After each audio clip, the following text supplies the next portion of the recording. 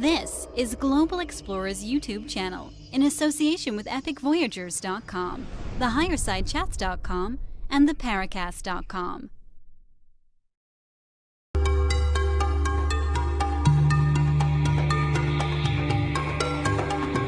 You've entered the Paracast with your hosts Gene Steinberg and David Biedney. You know, David, we've had a lot of categories of guests on our show. We've had ghost hunters, ghost experiencers, people looking for crop circles, UFO investigators. We haven't done an awful lot yet with regard to UFO contactees. Well, we have spoken with, and those of you who are doing the drinking game, get ready to take a drink. We have spoken quite a bit with Jeff Ritzmann about some of his experiences. He qualifies as both a contactee and an abductee. Should we differentiate between those two things for our listeners? Well, yes, because the contactee is somebody who meets the aliens in the desert or coming out of a UFO, whereas abductee is someone who might be sitting in their bedroom or out on an open road and suddenly they have no remembrance of what happened, or they see something in a fog and they return 2 hours later and they have the missing time and all these other things. I guess comparing George Adamski as a traditional contactee and Whitley Strieber as the classic abductee. Adamski is a questionable case, Gene. I don't think he interacted with any interplanetary beings at all. I think he just had a message to spread, and he just put them in the mouths of the Space Brothers as opposed to himself, and that was all. And we're not sure about Strieber. Strieber has some interesting stories. We have yet to get him on the show to ask him some real hard questions about some of those experiences, though, interestingly enough, he lived in a town that was fairly close to Pine Bush, New York, where there was a tremendous amount of UFO activity. So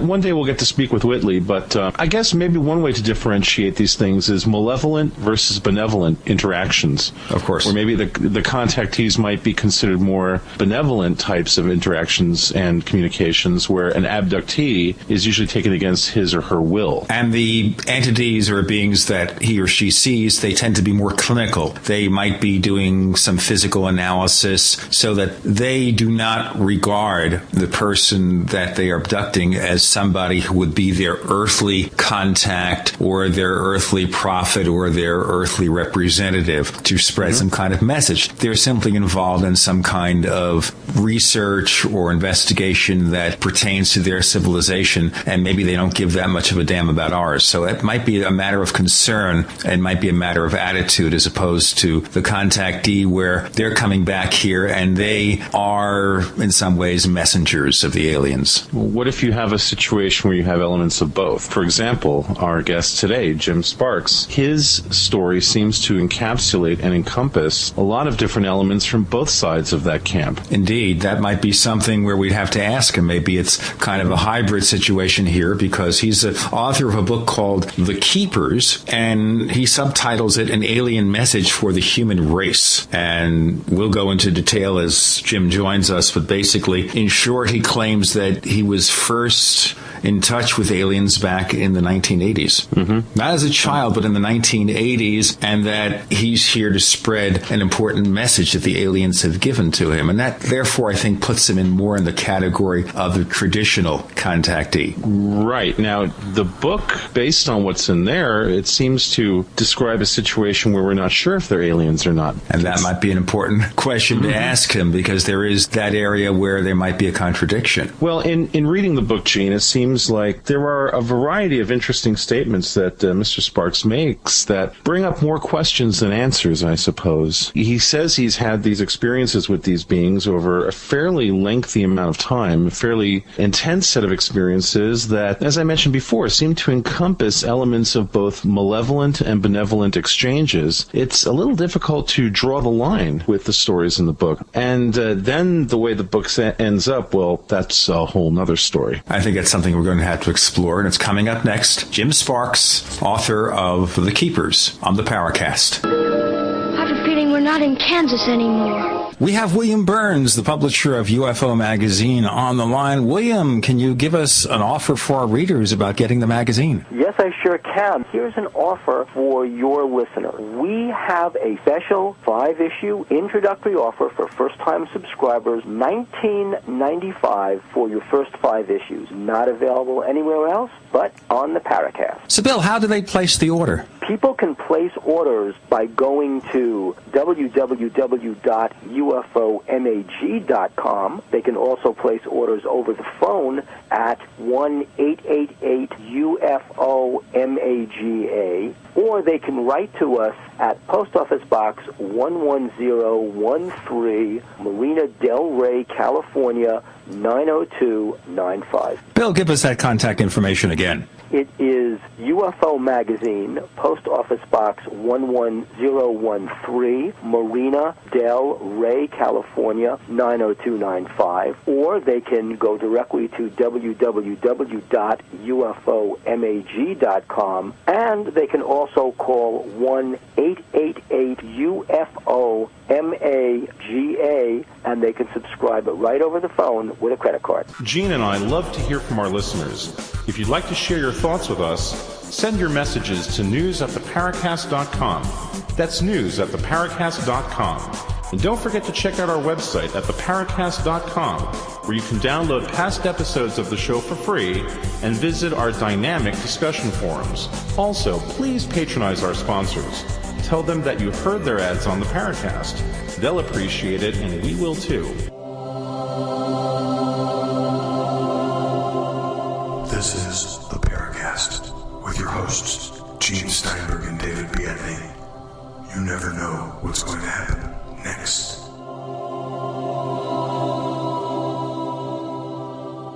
So, Jim Sparks, how did you first encounter UFOs or UFO beings? When did it happen? Well, it was in around mid-1988, and prior to 88, as far as I was concerned, I had no clue that things like that existed, or could exist, I should say. Sure, I thought that the universe is a big place and there may be intelligent life out there somewhere, but as far as even perhaps visiting the planet scientifically from time to time, unbeknownst to most of us. However, I had no clue that people were abducted by quote-unquote aliens in these crafts, and by the thousands, tens of thousands, perhaps even more, until it happened to me. And the way it started in mid-88 was just a reoccurring dream. I dreamt that I thought it was a dream anyway, and probably like most abductees, and that's as far as it goes with most of them, but for me it was I was dreaming 2 or 3 times a week that something or some things were coming into the house, escorting me off the bed, walking me down the hallway into the guest room. And we had a floor-level window in the guest room, and then we would walk through the window, across the lawn, and into the woods across the street, and something would take place there I had no memory of. And then in this dream, I would return basically the same way, walk through the lawn, through the window, and back into the bedroom. This went on for several months, and it wasn't that disturbing to me, except for the fact I was having the same dream a lot, until one evening it was extremely vivid. I actually, instead of dreamlike, I was having 2, 3, 4 seconds of consciousness during this action. And also remember clearly when it came to the part of walking through the window, I was fully conscious, and I was scared to death, like, how am I going to really do this in real life, and then finding myself on the other side. But what made this a physical reality was the fact that our lawn had hundreds, if not thousands, of these little, what I call honeysuckle flower petals, and they would stick to your feet. And I could see the heel of my foot in the lawn and the toes of my feet on the carpet pushed in or indented into the carpet, and I could see the physical matter, meaning the leaves and the grass, being dragged through the window, supposedly somehow, into the guest room. So the physical material, it being grass blades and little flowers, were draped all across my carpet, and they were also, I saw one part of my foot outside the window and one part of my footprint inside the window, which scared the heck out of me. So it told me, hey, whatever's been going on here, this is more than a dream.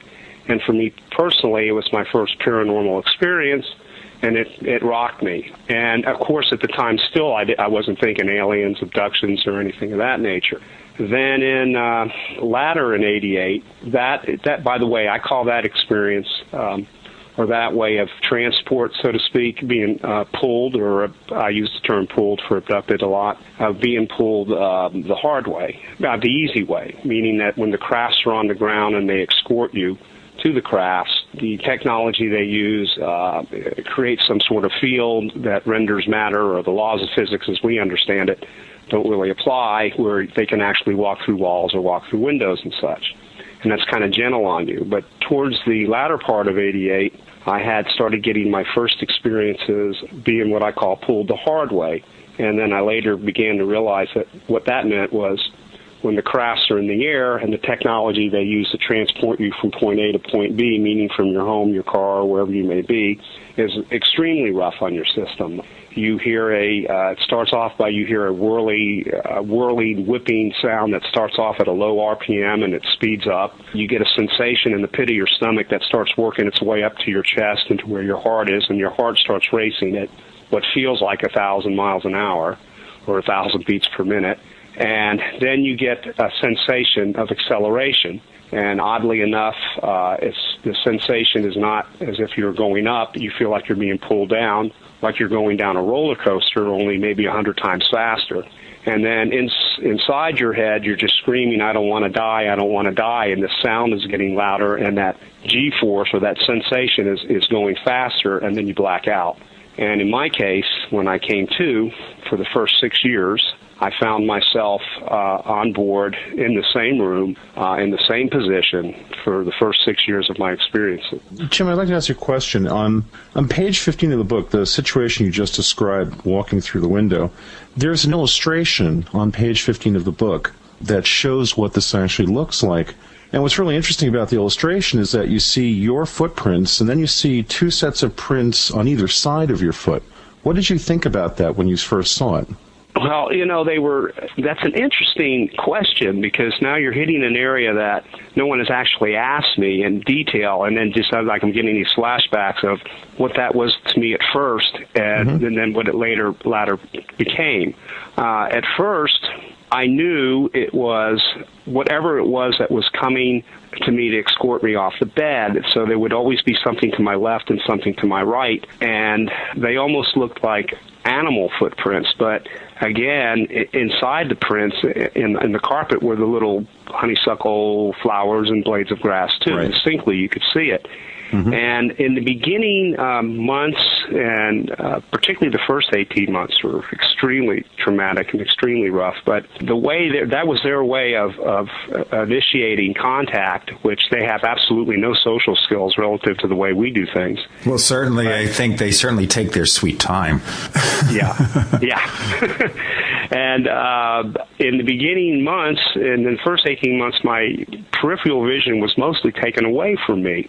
And as each event progressed, I was getting a little more peripheral vision. Being escorted the easy way, I was becoming much more conscious of periods. And when I was looking at that carpet, the very first time I saw that, I knew without really seeing it in my head, but I knew that there was these little things doing this thing, but my peripheral vision was shot. But when I saw the prints in the carpet, boy, you're bringing back a memory.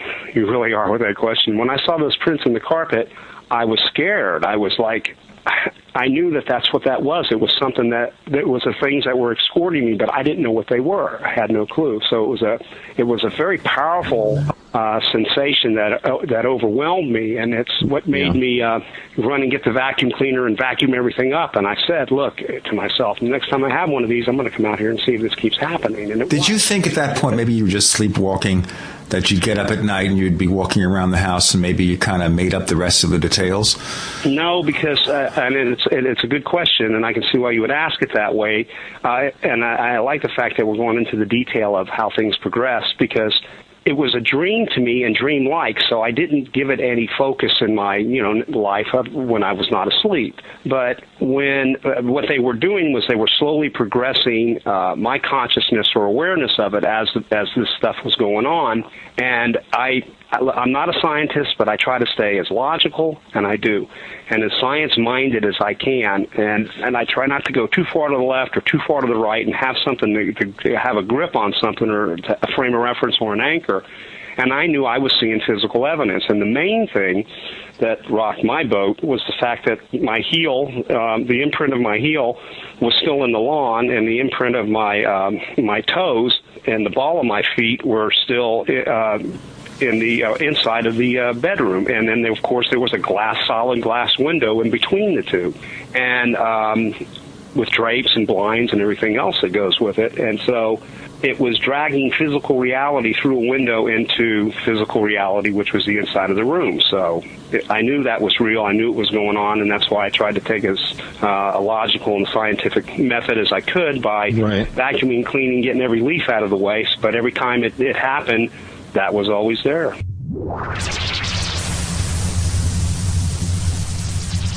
We want to hear from you.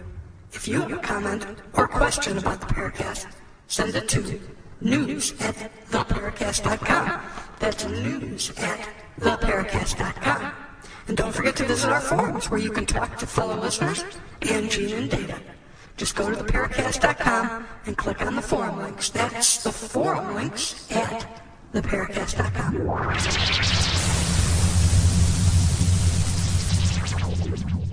You're in the Paracast with Gene Steinberg and David Biedney. We're talking to Jim Sparks, author of The Keepers, and he's talking about the experiences that first began back in 1988. Now, did you look at that point for the possibility that maybe you just opened the windows and pushed aside the drapes or something? Is that something easily done that could have explained how you got from one place to the other? You would have had to tear out the screens. So, and that means either you literally or take out the frames, and I wasn't doing anything like that. Right. Jim, you say that this happened more than once, and you vacuumed it up. I guess an obvious question is, why didn't you take a picture of this? And I'm still this way over the years, and I've been at this, or they've been at me, however you want to look at it, for 19 years now, and I didn't have the frame of mind to prove, to take pictures of this, or to prove it to this one, or prove it to that one. The way things were proceeding at the time, I just didn't care about that. All I cared about was, and it's bringing my mind and my emotions and my feelings back 19 years, and all I cared about at the time was that this is really odd, this is really queer, and I don't want this stuff happening to me. And I was nervous, and I was paranoid, and I was uncomfortable. But then everything changed radically from that way of taking me from point A to point B to being pulled the hard way. And being pulled the hard way was the majority of the sequences of abduction experiences afterwards, which was even more earth-shattering to an individual, more traumatic to an individual, because you blacked out, you felt you were going to die. The sensation was miserably uncomfortable, and then I found myself in a place that I had no clue where I was at the time. I didn't know I was on board some craft in a room. It didn't even dawn on me that could be happening. So these things just like wham, bam, slammed me. And in those beginning years, and particularly in the first 18 months, see, the MO with these guys was, and it worked perfectly, and I just didn't have the psychiatric or the psychological snap or know-how to have any clue to defend against it or frame a reference to know really what to do. The way they threw an individual, in this case me, by surprise, was isolation, fear, and confusion. So it was gradual up to one point, and all of a sudden I was slammed, and I found myself in another world with technology that no one knew, I don't think at the time, other than the privy, probably black op people and such at that time, could even exist. So I was so overwhelmed by all of that, and everybody knew me at that time as they do now, as a logical, down-to-earth, honest guy. And then I started just telling family, I started telling friends, I started telling the church. At the time I was heavily involved with the church. And, of course, the way I sounded, and with my excitement and with the trauma of it, it's like, well, Jim lost his mind. So it was a procedure that they used, or a technique that they used, to totally isolate you with fear, confusion, and that isolation, and detach you from your normal mode and detach you from your normal interactions with wife, family, friends, and everything else, so they can work on you, which they did heavily, strongly, hard, good. Trauma after trauma after trauma is all it was, and particularly the first 18 months, and that went on for the first 6 years in that way. So basically, I call that alien boot camp. Well, let me ask you a question. At what point did this alien boot camp, which sounds like a pretty horrible experience, turn into something where you interacted in some other way with these entities or beings? Well, I never have and never will claim to embrace alien culture.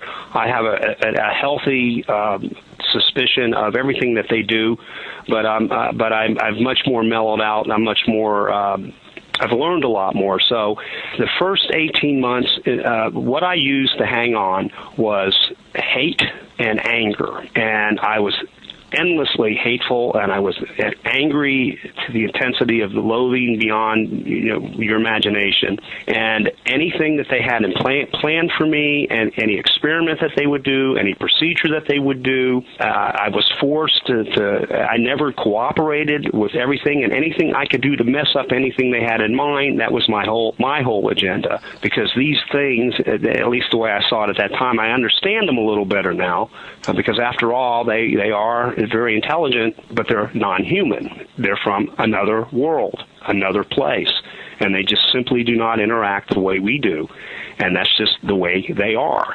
But the first 18 months was fighting tooth and nail, and I went through some horrible times. The latter 4 years, I started learning towards the middle and the end of the second year that, you know what, if you cooperate, you get out of there quicker. So, and I learned to, again, still, and the way I looked at it in those years was if I was paralyzed all the time. I always found myself in the same place, sitting at this bench with this table in front of me, and this, I call it a screen table, and I was paralyzed except for the fact that I could move my head up and down, and my right arm and forearm and forefinger were leaning against this thing that was like a screen. It was like, I call it like an Etch-a-Sketch or something. When I would move my right forefinger to make lines, these lines would appear on this table, and also at times they would appear on this wall that had like a flat screen on it, which we at that time, at least to my knowledge, didn't have anything like that. And that's what they used to work with. This thing that was this table in front of me was a teaching machine. I felt that it was part biological, part mechanical. During the course of the first 6 years is where all the interaction would take place as far as converting letters into their symbols and all the experiments that went on. And this thing could work or interact with you.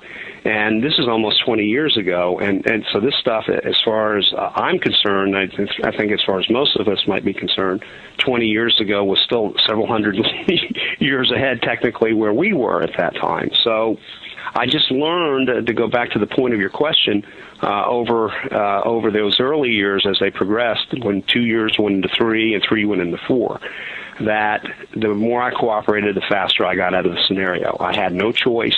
There was nothing I could do about that stuff, and but I still had that healthy hate, and I still had that healthy anger for them, and if there was any opportunity to kill one of them, I would kill one of them. But towards the end of that 6-year period, the procedures started to change, unbeknownst to me, to what I thought was just their damn stupid experiments and emotional experiments, which usually included trauma. Hey, and this thing was so belittling because I can't think of, particularly in those first 6 years, of abduction experience that didn't end with semen extraction. So, there was always insult on top of injury. And but towards the end of the 6-year period, they were conducting experiments to gauge whether or not that if I wasn't paralyzed, what I would do. So it took 6 years for them to become confident in myself, or in me, that they could turn me loose and I wouldn't go around tearing up the ship and I wouldn't go around trying to kill aliens. Did your hatred decrease at that point? I think it kind of goes in line with, towards the end of the 6 years, yes. Mm-hmm. And I think it goes in line with the same thing. What is it when someone finds, unfortunately, they may have a terminal disease? What's the first thing is they reject the denial. idea. Well, denial, and then anger, right. And then acceptance. And so it was almost like that. And then I started picking things up. But I think what was fascinating was how it led from the end of that 6-year period and how the interaction just evolved. I mean, just changed. And it was 2 experiments that led up to that. One of is it okay to go into that? Well, before you do Jim, go ahead. Well, there's just some questions about this because David, I'll tell you what. Let's proceed with those questions in a moment.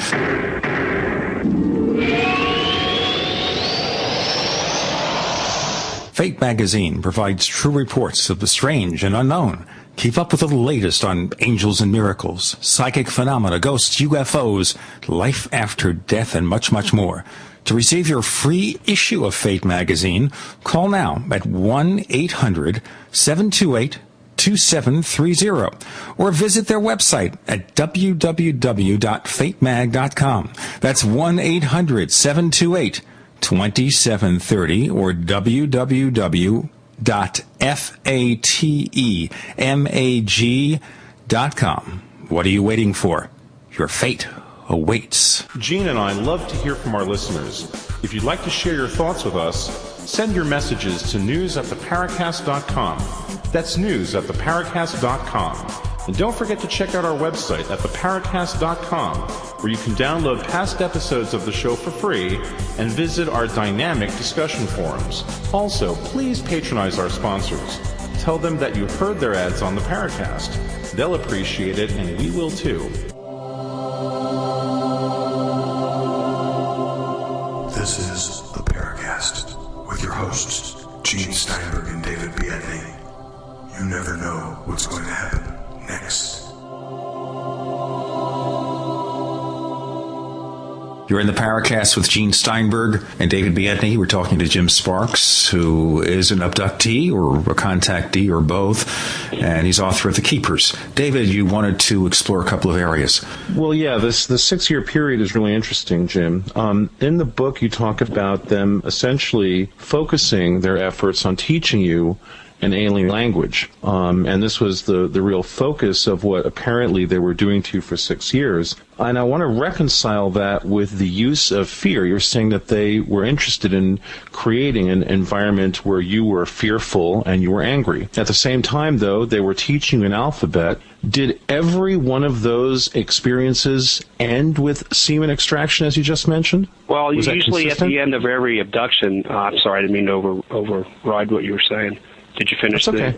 At the end of the majority of those abductions in the early years, bulk of them, if not, I practically say all of them, ended with semen extraction. Yes. Mm-hmm. So when they would, so those would coincide with these teaching sessions. At the end, before I would go home, yes.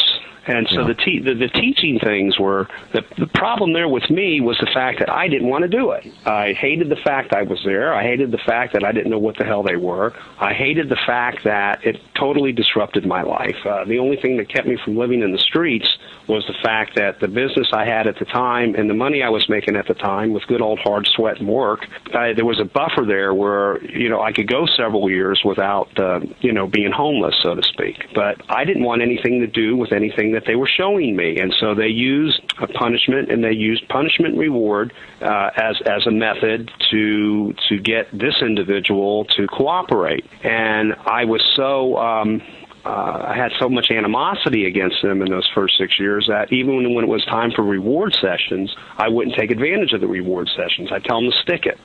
Do what you got to do. Take from me what you got to take from me. I just want to go home. Okay, so at the end of those 6 years, how did things then change? Much more positive. What led to it, I just still find fascinating to this day, was there was these symbols, by the way, that we were talking about when we call it an alien language. As time has gone on, I see that method of communication was more like an interface between, they are telepathic, they're completely telepathic, you're hearing it in your head, and they wanted me to rely more on this symbolism method than the telepathic method. What I didn't realize at the time, and I do now, was that what they were converting, that conversion, and forgive me because I'm not a linguistic expert, I'm not a scientist, and I apologize if my words sound like the Dead End Gang from time to time. That's all right. I'll try to get it across the best I can. What they were doing, and the fascinating part, see, this is when stuff started getting really interesting, was this interface, or that so-called alien language, was a way of taking massive amounts of data and having a human being able to process that data in a short amount of time. One example would be, and this is when things started to fascinate me. They put page after page in hologram form, and I think I wrote about it in the book, text regarding a friend. 20 pages, full text, and I'm reading this, and I'm reading it. Now, the reason I even read it, didn't get angry, and as I recall, was because of the fact that it was something that I could relate to, okay? And then after the 20 pages, I'm like, why are you doing this? What is the reason for this? So I just read 20 pages of text about a friend's life of mine, and it even went further to what he would be doing. So I now know that time travel is like nothing. It's like dropping a dime, dropping a hat, whatever. But at that time, anyway. Then they took the same 20 pages of text, and in about less than a half a page of the symbol stuff that we were converting from our letters to theirs and so forth, in that half page, I was like, wow, I can read this, and I can read the 20 pages and get all this information in just a matter of minutes versus, what it would take to read 20 pages of text. Then they took that and in a short form that I was learning, because even after there was a conversion, it's like going to shorthand in a way, but with squiggles and symbols and motion and direction and all that had to be so specific. You could take these little squiggly lines and fit them in something that's between the size of a quarter and a 50-cent piece and flash it in front of your eyes, and then you get the whole 20 pages of whatever it might be in just a matter of a second or less, and understand everything that you saw. And the best way for me to describe what that is like, and I've learned to describe it this way, and then people go, oh yeah, I think I see what you're talking about now. If I were to say something to you like Old Yeller, okay, have you guys seen that movie? Yeah, sure. Okay, right. All the feelings, all the parts of the story, everything that happened in that movie, everything right now just probably flashed before your eyes, and all of that data just went zoop, and you know what it is. So what they're doing is they can take that little thing between the size of a quarter and a 50-cent piece, and say it's a movie or it's a scenario that you never experienced before, and you look at it. Now, all of a sudden, you're feeling the emotion, you're understanding it, you've got the whole movie, you got the whole 2 or 2.5 or hour and 45-minute movie in a nanosecond. So there was a lot. It was ambiguous, it was complicated, it was in riddles, it was things that didn't make sense to me, but over time, I started seeing something that was like, hey, pretty cool. So that being the case, Jim, did you ever ask why you were being taught this symbolic language? What was the purpose? I mean, if it was 6 years of your life doing this, one would think that they had a plan for you with this. Did you ever ask them about that? Yeah, I learned the hard way in those early years that there is protocol with them, and there is something about their nature, because these, by the way, we're referring to what are commonly referred to as grays. Okay? Yeah, I was going to ask you after you get to this to describe the creatures you saw, but why don't you answer the question first? Sure. The one thing about their nature is they have zero tolerance for questions. And over the years, I sort of figured out why. It's because anytime there's an encounter with us and them, it's always the same questions. Who are you? Where are you from? Why are you here? What are you doing? What are you up to? And you're dealing with minds that think at the minimum 10 times faster, usually 100, and they just don't want to deal with any of the question stuff. So what I learned over the years was whatever it is they want you to know, you're going to know it when they want you to know. So, yes, the why me and what are you doing and all of that in those early years, of course, was there. And if they did answer, they would answer in riddles, or it would be things that just absolutely made no sense, because they were going to do things the way they were going to do things, whether I liked it or not. So there was this constant element of coerciveness, because based on what you say in the book, if you didn't do things, you were essentially made to feel very uncomfortable. There was, as you say, a reward-punishment mechanism going on. You would be rewarded when you would do things, but if you didn't do them, things would get unpleasant. You know, that hits to me when David says that they regarded you not as an intelligent being, but almost as an animal in this sense, because that's the way you train a dog. You know, you use reward and punishment. So they didn't evidently think too much of you or humankind in general, right? At that time, it's the way they are. And look, you're talking about beings, and here's what makes it difficult. Yeah, one-word commands is what they used, and then I'm going to talk about the nature of the beast. But one-word commands like a dog. And, of course, you know, you're offended. Of course you're insulted. Of course you're angered. Of course you feel belittled. But there's other things about their nature that totally throw you off, because you can't hide a damn thing from them. We have as humans, we have a face. You have a face with your protege right now, with your colleague. I have a face when I meet someone else, but I'm not telling them my inner thoughts or maybe guilt feelings that I had from 20 years ago or something I might have did bad but corrected. You don't share all these things with people. When you're in communique with these guys, all that stuff's on the table and raw and open. You can't hide anything. So you're just miserably uncomfortable. And I've learned over the years how to deal with all of this, and it doesn't bother me anymore, because they have a society that's completely open. Now, I'm not talking about politically, open to the fact that the reason one species doesn't attack another one is because you always know what your enemy is thinking. So the galactic neighborhood with high technology and all those advances works that way. But, yeah, one-word commands, and there was different forms of punishment. One would be pain, and the pain would be I was in a room that the way the airflow worked in the room most of the time was you would get a blast of fresh air, and not as a punishment thing. It was just the way the air system worked on board this thing. And then the air would start getting humid and putrid and warm, and then you would constantly be perspiring and uncomfortable, and the quality of the air would start to go down where it was hard to breathe, and then it would be followed by a blast of fresh air again. So there wasn't this continuous stream of nice fresh air as if you were in a jet. So there was control of the air in this room, and if, for example, if they wanted me to duplicate a symbol and I went no, which I was like that a lot in those early years, the air pressure would go thump, and I would feel pressure and pain on my head and my ears, but it made me madder. You see, I kept this. I think the reason I've got 95 to 98% total recall here, like any other face-to-face interaction, is the fact that I was just always so hateful and angry all the time, and it kept me alert. It kept it in my mind. I wasn't going to forget anything these bastards were doing. Excuse the term, but that's just the way I saw them. That's acceptable.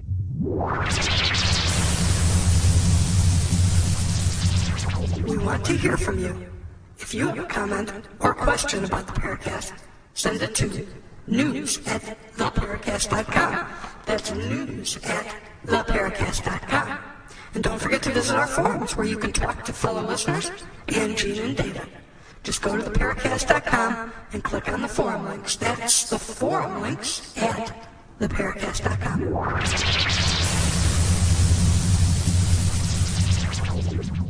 You're in the Paracast with Gene Steinberg and David Biedney. We're talking to Jim Sparks, author of The Keepers, and we're talking about his experiences with them. And I don't like them from listening to what you have to say. No, you won't. And see, what's not fair here is, look, I'm not claiming to embrace alien culture and hug them. They're my brothers from outer space and all this stuff. But over the years, I started understanding the nature of the beast, and I'll go into a little bit of that, like I said, just here shortly, to see why they are the way they are. But before that, we're talking about those first 6 years. They were hell. Now, there was another form. Now, the pressure would increase, and to the point where the pain was like 100% intolerable. And then they played the adrenaline thing on you, where now that you've got every few seconds they're increasing the pressure in the room and the pain just for you to draw a little squiggle, which I wouldn't do. Then they would do something. Now I'm going into detail that I just really forgot about, and it's coming to me now, as the adrenaline game, meaning that they could open up all the pipelines in your brain and drop all these chemicals that are naturally in your brain that your body just controls,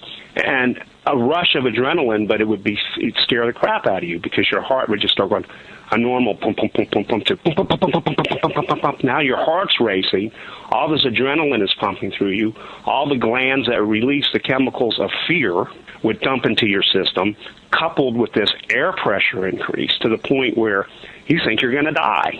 So but I would go beyond what I believed, because they're telepathic, and I knew that the techniques they were using would normally break anybody down, and that's why a lot of abductees would come back with no memory of this stuff, because if they had memory even of 10 seconds of this, they probably couldn't live the rest of their life. And I dealt with that total recall, and then trying to live a life at the same time with, of course, at that time, me not knowing there was a MUFON, me not knowing there was abductee support groups and things of that nature, and for those years I didn't. So that was one form. I know this sounds negative, but there's a more positive road. But another form of getting you to cooperate was the fact that in those first 6 years, I was not allowed, like an animal, or I was not permitted, like an animal, however you want to see it, to draw, sketch, write, or talk about any of these experiences. And if I did outside the abduction scenario, which meaning that if I talked to a friend or if I talked to anybody, another way they would punish you to stop you from doing it is that you would get pulled. Okay, now here I'd find myself in this room as normal. So let's say I started drawing some symbols and sketching some symbols on a piece of paper, which I'm a very poor artist, but I could still duplicate a lot of it at home. When I would get pulled the next time, a way of stopping me from doing that, lack of better words, I guess, for that, would be to totally get pulled, and you're sitting at that bench, you're sitting there paralyzed, you're sitting in front of the table for hours, totally ignored. For hours, totally ignored. And then they bring you back home. Let me ask you a fast question before we go on, because you mentioned these are grays. So these creatures were the classic gray aliens that, with big insect-like eyes and small or non-existent mouth, that kind of thing? Well, there's two types that I'm intimately familiar with. One is what I call the worker beings. These beings are the ones that I think this in my experience, I'm not claiming to say this is what all of them are about, okay? And the way I always describe that is if this whole picture was 360 degrees, I'm privy to 1 or 2 degrees and in their agendas, and there's hundreds of agendas in just 1 degree. So I'm going to talk about 1 or 2 degrees of a 360-degree scope that I have no clue what the other 358 are, but enough to answer these questions from what I've been through. So what I always saw was the worker beings were the 3.5 feet tall guys. Those were the ones with the big heads. Those were the ones with the real skinny necks, and those were the ones with the big almond or almond-shaped eyes, and those were not real beings. They were half biological. They were half robotic. And then their makers were what I would call the true aliens, or the grays, which were around 4 feet, sometimes a little taller than them. Their eyes weren't as big as the worker beings. They were bigger than ours, basically in the same shape, but they weren't as big as theirs. Their face had features. It was hard to distinguish the details of the features from time to time, but their face would show wrinkles, would show it was leather-like. Their physique was thinner, taller, and highly efficient as far as burning energy is concerned. But the worker beings, I think, is what the majority of what most abductees have contact with, and they don't really have the face-to-face contact, so to speak, with what I call the true aliens that created them. So the worker beings, troubled me because I messed with them anytime I could, because they were an easier target, meaning that I always tried to get a reaction out of those beings. And I hit my heyday with them in one session where I was screaming at 2 of them, because when I would be on board and all this stuff was going on, they would carry on. The worker beings would be doing stuff in the background, unrelated to me. So things would be going on in that room that, at least to my my understanding, wasn't related to me except the ones that were in my face. But there was 2 of them coming across the room, and I was screaming every obscenity that you can imagine at them, telling them they were pigs, telling them that they have no life, they have no meaning, they're nothing, and then I yelled out with all my heart and all my soul and all my spirit that you don't even know you exist. And for that one moment, and I'll never forget this moment, they both stopped, dead on their tracks. And I was looking at them, and I could see that after all that time, they were looking at themselves, or they were turning inward, like, you're so pathetic, I was telling them all this stuff. And they were examining themselves as something that was alive or existed. Just within a few seconds of that, because I was awebound by it, like, man, I finally got their attention this way. And because I could see part human in these people, the biological material that these guys have been forming to make these worker beings, I know some of that genetic material had to be coming from us. You know? Jim, I have to interrupt you. How do you know? So these small beings, I mean, you're saying that they're manufactured, they're not completely biological, you're calling them semi-robotic, but how do you know that? I mean, I'm just wondering, was this information you were given? Did you ask this and you were told this, or did you just surmise this? Observation, and again, I don't claim to be a medical major or science, a doctor or anything like that, or anything. It's just observation, and their minds, again, go 10 to 100 times faster. And what makes it difficult for us is the fact that even if you have a question in mind, sometimes an answer will come into your head before you even have a chance to think of the question, and that's how fast they are on your head. And with all this data constantly streaming from these beings because they're telepathic, if you take several years of being in their presence, abduction after abduction after abduction, you start picking up a little bit of their thinking. You pick up a little secret thing about them, or you pick up a little blob of information, and then now you have this sketchy picture, and as the years go on and on and on, you pick something else up, and it's like a puzzle, and then you start seeing things and understanding things. And so my feelings, my emotions, and my gut told me that there was something living tissue here, and at the same time, clearly, you could see metallic, mechanical gizmos about these beings.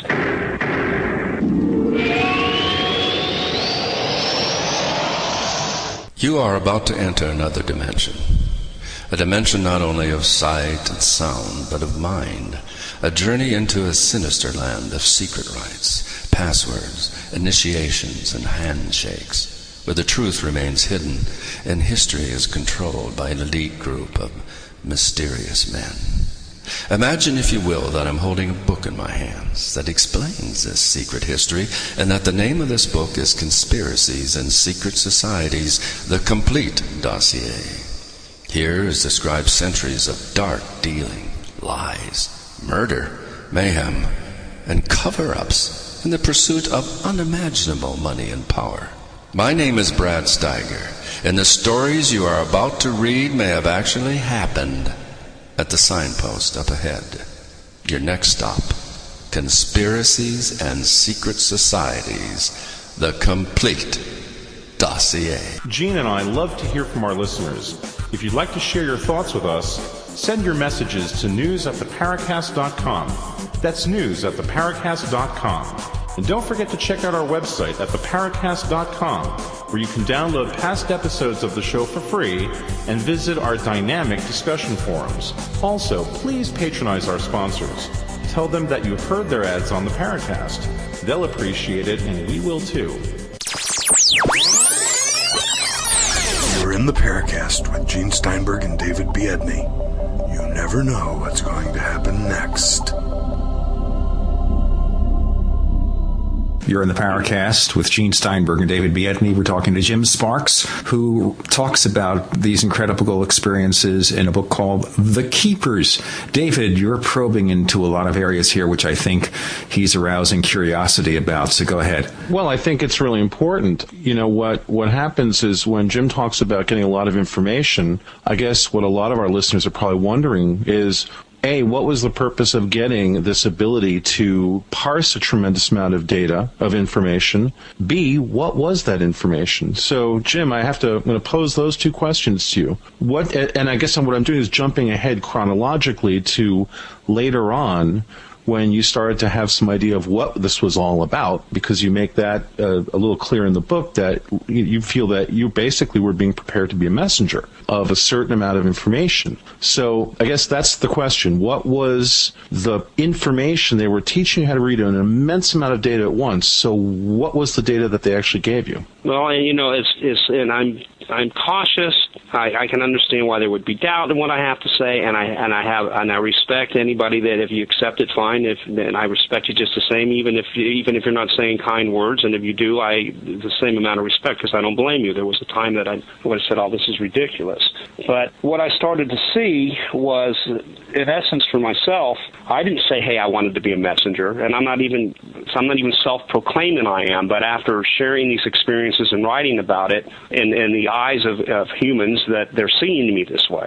So let me clear that. And I'm not having a hard time with it, but I'm not going around saying I'm the messenger from aliens to the humans and so forth. I'm just delivering what I experienced. These guys, to answer your question, these guys are these beings and other species of grays and other beings from other worlds and other dimensions have been crisscrossing, traveling with their own agendas invisibly for, I think, tens of thousands, if not hundreds of thousands of years on this planet, with an extreme low percentage of human beings in their short lifetimes throughout these periods even being privy to the fact that anything is like this or face-to-face interaction. So it's like we've been separate from them, but it's an environment. You can call it almost like this is a truck stop, so to speak, in space, if you want to look at it that way, or for whatever the agendas are. And they're seeing an environment here that we are destroying. So it's like us being in our own fish tank, spoiling the water, but the water's not being changed, and the fish are going to die. So there's more of a coming out on their part to correct that scenario. And their approach in the beginning was like I think how it should have been, which was leaders, global leaders, and people with power. And their claim is that the majority of them took technology that they gave for energy that is pollution-free and free altogether, and some of the other technology that was given years ago was what they did with it was, instead of correcting the global scenario with it, they used it to make money and they used it to make weapons. Guys like me, gals like me, are now contacted, in their eyes, the average person. And I think what they want is when it gets to a point where you have several Jim Sparks and several Mrs. Sparks, so to speak, individuals spread out through the entire planet, it becomes critical mass. And critical mass meaning that it's a plan, basically, and it's to save the environment, so to speak. Now, why would they want to do that? I think it's for their own self-interest. There may be real concern for us, too, but at the same token, it is an environmental push, and there are environmental lessons. And I had to go through these years of this junk to get to the point where it dawned on me that, hey, I'm seeing a purpose here. Whether it's solely for them or not, this is our planet. I do love our Earth. I do want children to go on and generations to go on after that, so I have the same concern also. You know, I just wonder about this as you're talking, and that is contacting normal people. Now, the aliens just can't land in the White House lawn and land in the Kremlin and land at all the major government centers around the world to say, we are from wherever, and here's our message. You're screwing up the planet, and if you don't get your act together, it's going to be a mess. It's affecting the galactic neighborhood. They just can't do that rather than go through all these shenanigans taking years and years and years. I think it's a good question, but then let's think about what we're dealing with here. I think like guys like me coming out and so forth, there hasn't been any recourse about what I have to say. Most are finding the individual to be credible in my case, and others like me. But you're talking about the nature of the being, and then you're talking about the nature of us. First of all, what makes it very difficult, just a few things, for them just to land on the White House lawn like that, which I think they may have done in the 40s and 50s anyway, but that's neither here nor there in this conversation. First of all, it's simple things, but it's going to sound a little ambiguous, but it's just the way they are. First of all, the ones that I've had intimate contact with, whether I liked it or not, which now I don't mind it, but then I did, because I know how to behave now. There's a protocol, and I go within the protocol, and it's evolved to a totally different thing, my interaction with them. We're talking about stuff that went on 14 years ago, where it became better 13 years ago, I should say. And then the first 6 years were the hell. The last 13 have been a whole different story. But nonetheless, you're talking about beings that radiate an energy naturally that is not compatible with human metabolism and our brain waves. So just that in itself, when they're close proximity, freezes your body, causes adrenaline to dump into your system, causes your heart to race, makes it difficult to breathe. You start to feel paralyzed, and as they get closer to you, you go completely into paralyzation, and then in most cases, most people will black out. That took me years to overcome that kind of stuff. Okay, that's just one thing about their nature. So they're not going to knock on the door and sit down and have a cup of coffee with you just for that reason by itself. Putting that aside, they scan your brain. There's no privacy. So who you are as a person and the way we're used to interacting amongst ourselves, which is whether it be a facade or whether it be a truthful person, we still put this outside person that other people see, and we have our privacy within. So when they communicate with you, they go right through that. Mm-hmm. That stuff is raw, open nerve, right on the table. Look, I got a dozen of these things, and I just mentioned two. If you're a world leader and you've got your secrets and you've got security and you have all of this stuff that you're concerned about in that position, and now you're amongst beings who just rip through all of that stuff, you're paranoid. Not only are you miserably uncomfortable, because it's an energy that, let's face it, it's an otherworldly energy, not from this globe. They're radiating something that is not natural, and it just does these things to you, let alone they can read everything you're thinking and what you're about to say. All right. Makes it I can go on and on with that. But this brings up a critical question, Jim, which is that later on in the book, there's a discussion you have with these beings when they take you to this amusement park. Yeah. And something that really struck me very strongly was that essentially one of the things they tell you is that amnesty must be given to governments that had knowledge of this so that there isn't a major negative backlash against them. But this brings up a really important critical point. If these beings can see through the outer face, if they can see through the facade into the human psyche, basically, and if, as you say in the book, you've got a situation where they've been tracking your family line for all of this time, and they play this back for you. They show you this stuff. So you combine the idea that they've been interacting with human societies for a long time and the fact that they can see through the human facade. That really makes me wonder why in God's name they would have given any technology to the political powers that you claim they do, because they would have seen right through any facade that these politicians would have put up, and they would have ultimately known that their technology would have been used in ways that they perhaps did not intend. So I'm wondering about that. How could that be, in your opinion? I can't disagree with what you're saying, both at face value and somewhat in depth. But then what comes to mind towards the end of what you were stating to me would be the fact that they go through the motions anyway. I'm not claiming to be of alien mind here, and I've only been able to pick up a frame of reference that starts to make sense, and I should say starts to make sense, and this has taken 19 years. And one might say I'm blessed, one might say I'm cursed, however what your point of view is. But they go through in a sense, the proper channels and the proper motions, probably knowing what the reaction is going to be, probably knowing that it's not going to work. But then these so-called world leaders and power brokers on the globe really can't say in their conscience that they didn't take the steps and go through the proper procedures and go through the proper command chain, so to speak, in order to get these things done. So it's like they go through it anyway. Okay, we're going to continue this discussion on the other half of the show. Welcome back to the Paracast with Gene Steinberg and David Biedny.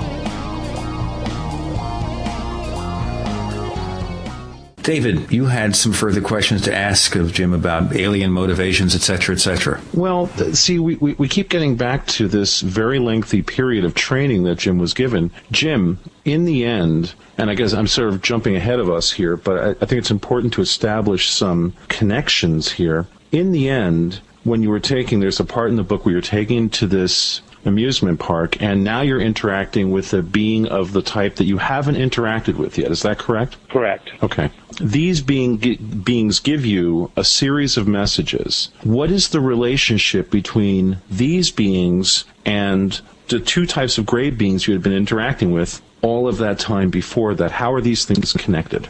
Well, as a whole, I think that there's probably a diversity and variety of non-human intelligent being species in the cosmos as there is different forms of life just on our planet, which the number would be mind-boggling. I believe that there are minds that are, even for lack of a better word or for the description of what I'm seeing in my head and from experience, that can't even interact at all because they see in other dimensions, they see things from angles that we can't even begin to comprehend, and we're dealing with beings that are about as close to us as can be possible, but yet I think there's beings, and I don't like to use the word above them, that don't even interact in any way, shape, or form as they even do, let alone us, okay? But what I'm sensing out of all of this is that these other beings, now they're commonly referred to as reptilians. I didn't know what a reptilian from a gray for this to that until years and years later when I started coming across other individuals with this,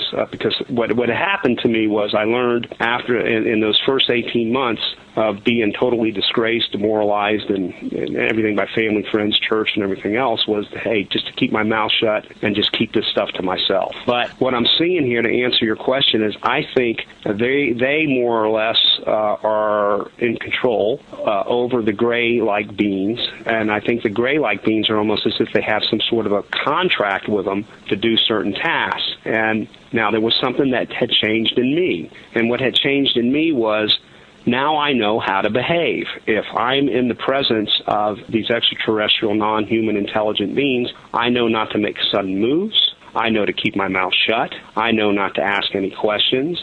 I know that whatever the agenda is at the time of the interaction, it will be revealed. I know that I'm not going to kill them. I know that I'm not going to try to hurt them, and they know that in me. And that took years and years and years to get this person to that point. Jim, I know we only have maybe another 10, 12 minutes left, and there are a whole bunch of questions that David and I want to ask before we let you do the things that you have to do. I want to compliment you on your questions, sirs. I really do. They're extremely in-depth. They're extremely thought-provoking for me. You guys have really done your homework, and I'm enjoying this, and it's intellectually stimulating to me because you're not asking me things like what does their face look like and things of that nature, which is fine to ask, but I'm enjoying this. I just want you. Let me ask you a quick question here before David picks up on this, and that is, did they tell you where they came from, these beings? They're not forthcoming with that, and They have not been.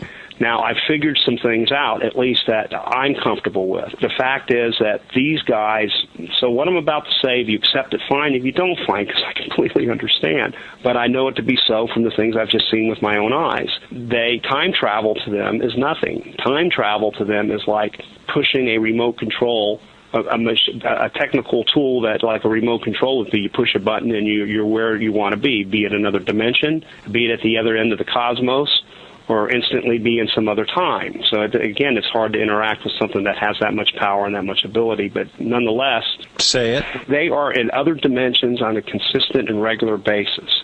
They are in other worlds in a consistent and regular basis. They are coming from different times and traveling through different time periods on a consistent and regular basis, and this is going on and on and on, and they don't live this short. The lifespan thing is going to be the gist of a message from them that I'll get into here in the next several months, because I'm just now putting it together with the problem that we have relative to them is that we only live a few years, and they go on thousands and thousands and tens of thousands of years, and then I'm beginning to see that even if they fade away physically, that they can put themselves in another body, so to speak. And so now you've got beings that go on for thousands and tens of thousands of years. So where they're from isn't even relative to where they are and how long they've been doing it. So, and they just haven't been 100% or at all forthcoming as to where they were. The closest thing to an answer that I ever got from them, because remember I was saying earlier, hey, I'm with you guys on this, and I'm answering these things the best I can, and you can draw whatever conclusions you want to make this something useful. Are you following me with this? And the closest thing in all earnest that I could ever get out of them as to where are you guys from, and that was a reward session where I had done splendidly in their eyes in cooperating with stuff they had in mind, and the agenda they had in mind we're star people. And it was like, that annoyed the hell out of me. How could you give me such a corny, stupid answer? Star people. First of all, you're not people, because I'm a people. You're not a people, at least in my eyes, and that's the way I was at the time. But they said star people, which tells me they're from everywhere out there. Okay, so we have the time travel element you bring up, Jim, and I'm going to be perfectly honest with you because you're being forthcoming with us. This is the part of your book where I had a terrible problem. And I'll tell you why I had a terrible problem with it. Sure. There are two things, actually, where you state that you've had interactions with humans that have come from relatively near future and relatively far future. Okay? Correct. You say that in the book, and you said it a few times in the interview that time travel ends up being almost boring. I have problems with that, and I'll tell you why I have problems with that. If indeed, Jim, you're being indoctrinated with this training and these experiences and given a tremendous amount of information, there has to be a purpose for this. If they've taken the time and invested in you, given you a tremendous amount of training, given you information, is this information you're supposed to disseminate? Let's assume that's the case. They've observed human nature, let's say, and they know that first thing people are going to ask you about is physical evidence. One of our forum members, we have a very active discussion forum, one of the forum members brought up something that I thought about while I was reading the book, where there is this discussion you have, this description of them giving you a gift. And I'll cut right to the chase because we do have a limited amount of time here, where they took cancer out of you and basically gave it to you saying, here's a gift. And you open this, they give you a box, you open it up, there's this terrible smelling stuff inside. You're like, what the heck is this? Oh, we took that out of you. So one of the members of our forum said, well, where is that box? Where are the vials? Right. That's physical evidence.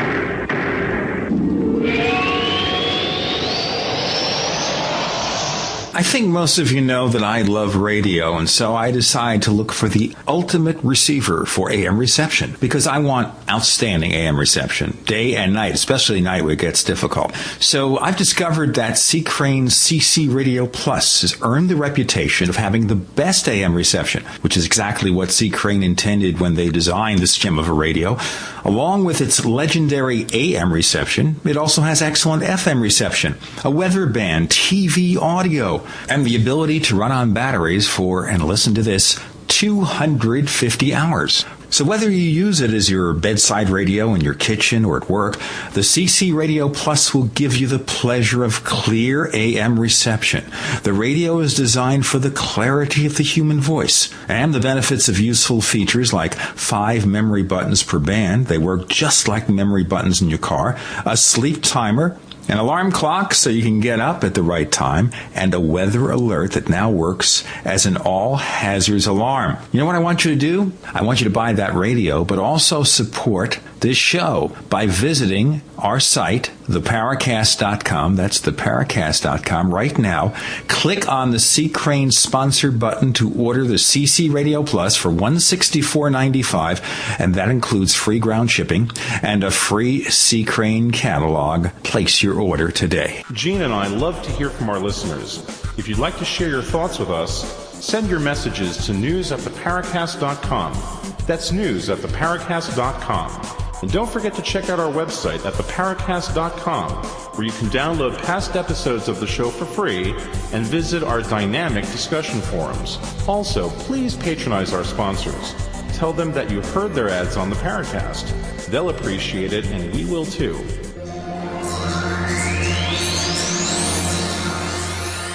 You're in the Paracast with Gene Steinberg and David Biedney. You never know what's going to happen next. Before we ask about the physical evidence any further, let me tell our listeners you're in the Paracast with Gene Steinberg and David Biedney. We have only a short amount of time left to spend with Jim Sparks, author of The Keepers, subtitled An Alien Message for the Human Race. So, Jim, what happened to that vial of CSI-related stuff? I wouldn't say it was cancer. I would say it was the TARS and the carbon and the filth and the trash that gets in your lungs. I can share and relate an experience with you when it comes to physical evidence, and I wouldn't have a problem one iota if I could say, hey, here's a gizmo, here's a thing, here's a part. Right. In fact, I've given up so much on that I feel one day that could happen, but I can tell you it's something about what I think we refer to now as nanotechnology, what they were using. There were times that was just kind of a personal thing with me. I wanted to bring back something that I could get my hands on so that I could be at home in between abductions and sit there in the living room in my easy chair and have something in my hand that I can look at, even for myself, even if I held it for years or decades, and maybe one day say, hey, here's something. And one thing that, and for the science-minded, you may enjoy this, that take it for what it's worth, because I'm only going to tell you what I experienced, because at first my eyes couldn't believe it, but now over time I'm seeing what nanotechnology is, and it can be programmed to do things in extreme miniature. I would even try to, and it was a personal thing for me, grab crumbs of dust or dirt, or take my forefinger and rub it across that table, or where I could see dust and dirt and stuff like that, because I know, hey, where is this dust and dirt coming from? And I would have it even between, this is something I don't even write about, and this is something rarely do I talk about, because now it's not, it was so crazy to me then, but I just accepted it, but now it's seeming not to be so crazy. And I would have a pinch of anything between my forefinger and thumb, and I would have that right there between my forefinger and thumb, and I would be pulled, and I would return, and I would open up my forefinger and thumb, and I would watch that dust and that dirt, and it would just slowly disintegrate and go away. And so what it told me there was, wow. Now I'm thinking almost like, okay, well, maybe stuff from one dimension can't exist in this one, and I'm thinking all of these kind of things. But as the years have gone by, I'm thinking or intellectualizing, to the best of me not being a scientist, that actually this material is programmed to the point where it's, even though it's tiny and it's miniature, and even though it's dust and dirt, there's some kind of programming that any kind of physical evidence that you bring is somehow either going to disintegrate or disseminate or go somewhere and not be there. Yeah, let me just ask you here, because this raises another question, Jim, and that is... Weird stuff, I know. It's weird, but assuming these aliens want you to spread this message, okay, wouldn't it make sense to give you something that's provably of another dimension, another time, another place and space, something more than just your word to show that what you're saying is correct? So this kind of ends up being one of the questions that people are going to have about this. Why aren't they doing this? They're spending all these years working on you, conditioning you to spread this message, but when it comes to picking up a shred of evidence, forget about it, man. I understand, and I'm a nuts and bolts type thinker myself. Let me see the nuts, let me see the bolts, let me have the gizmos. Linda Howe had a piece of material, but I'll tell you something about human nature. It was bismuth, and what other metal was it? It was a metallurgy that was totally out of the realm of anything that we have technically to reproduce. In an electron microscope, the molecules of bismuth, and I'm trying to think of what the other metal was, because this was claimed to come from the debris from a Roswell crash from the family, and they actually have like a couple of inches of this metal that this family managed to hold on to. And this intrigued me. And this piece of material, which was supposed to be the bottom of the craft, had a metallurgy that was so fine that are you familiar with the story? No. There's a reason I'm going there. And you can contact Linda Howe with this, because she can go into much more intricate detail with it. And this metallurgy was so impossible that even with an electron microscope with microns, the way it was layered, micron on top of micron, it was bismuth and magnesium is what it was. And like Pepto-Bismol, the pink, so you could see the pink, the bismuth part, the magnesium, and it's microns layered on top of each other and interwoven in an exacting way that there's just nothing that we have that does that. She took this material to all her military contacts, all her government contacts, the highest science contacts, and I thought that was like the most phenomenal thing, because now we have evidence of something. This is just a personal thing with me, and I'm hoping it's entertaining what you want to know and how I see it, and the frustration that I have myself. And I saw this go absolutely nowhere. she has this stuff still. And I'm thinking, why not have this stuff on the table, and why not get the best minds in the world, and why isn't the world jumping on this piece of evidence? Because here you have something like that. Do I feel one day that something like that might be in my hands?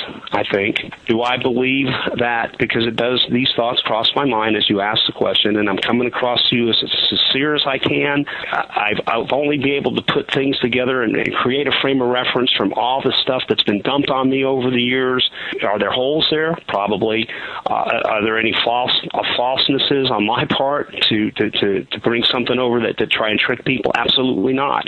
I throw this stuff out from what I experienced, and however you can put it together and use is fine. And if you can't, you can't. So I don't have a problem with that. The thing with it is that it didn't go anywhere, and it just kind of surprised me. It never went anywhere, and here's nuts and bolts. When you talk about interacting with humans from the future, again, this is where I was really fascinated by your book, Jim, and I thought it was compelling on a number of levels. I saw a number of logical inconsistencies, but it really, for me, and I think a number of people who have read the book have had the same experience I've had, where when they hit the end, when you're talking about the issues of having people from the future come back, seek you out, well, I think this is seriously problematic, and I'll tell you why. Sure, go ahead. When you've got a human that you say is from the future, and they've got paper money that may or may not be from the right time period, and you make a point about saying how they, they're very intricate in how they handle the folding and unfolding of it to make sure they've got the right piece of paper money. Well, that's humans from the future. I don't think that paper money's got nanotechnology to make it go away. So when you're interacting with these humans from the future, Jim, you've got them with paper money that presumably might not be from this time period, might be from a future time period. That would be a type of encounter where it would seem to me to be fairly trivial to get physical evidence. Have you ever tried to do that? Yeah, actually, I almost didn't write about that because that was getting towards the end of the book, and it was getting to get the book out. And I'm in a new area where it's progressed to where I'm interacting and I'm seeing in things that the way these things happen now. And I'm going to answer your question directly. Is that it's very sensitive to me when I can have interaction from something that I believe to be, from all evidence that I understand, from another time and another world, and it's to me what I almost call normal interaction, meaning that I'm not being ripped out of my living room in the middle of the night with some technology that makes you sick. I could be at places from time to time and see these things, or see humans from another time period. And that was an observation that I had made during that particular interaction, which wasn't very long, and I know how to behave. I know to keep my mouth shut, only answer if they talk. When you have beings coming from another time zone, what I've learned also is that the conversation will always be half telepathic and half verbal, so that if anyone was hearing us, what we would be saying would absolutely not make any sense. And I enjoy that. So it's a new area, and it's evolved to that. And that was an observation I made as this guy, which I could tell instinctively, and I could be way off on this, that this guy was only a few hundred years out. And he was actually, that dollar bill that he finally came out with probably had serial numbers that probably closely matched our time period now. But there was something that he did do, and there's something that I did keep. I'll tell you what, I'll ask you to answer that in 1 second, and then we'll have our final question.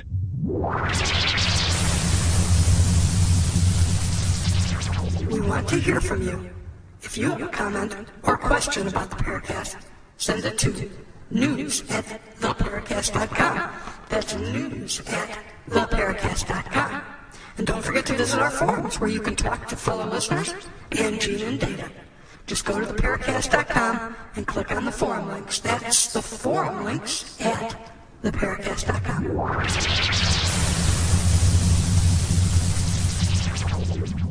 You're in the Paracast with Gene Steinberg and David Biedney, talking to Jim Sparks, author of The Keepers, and now we'll talk about the handling of that material. There was and I gave a copy of that to a friend who's the former Alan Goditis, who was the former state director of MUFON. He just recently retired in the last year for Nevada, which I didn't write about in the book. During that episode, he related to me that he had in him technical chips, implants, to enhance the mind. And so how far out he was. For all I know, this guy might only be 20 years out into the future with what we're doing now. And one of the abilities is to be able to do several tasks at the same time, meaning that he took 2 pens. And I don't have a problem sharing this, and maybe hopefully Alan still has a copy of that. He took 2, which just mesmerized me. He took 2 pens, and he took his left hand on the top corner of a piece of paper, and he took his right hand at the bottom corner of a piece of paper, and he proceeded with both hands at the same time to write Jim Sparks forward, backward, upside down, in cursive writing and in print, till they met in the middle, until there was approximately, as I recall, 6 or 8 of my names written forward and backward at the same time, and he just sat there and he stroked it just like that as he was conversing with me. And then when he finished it, I said, "Can I have that?" He said, "Yeah."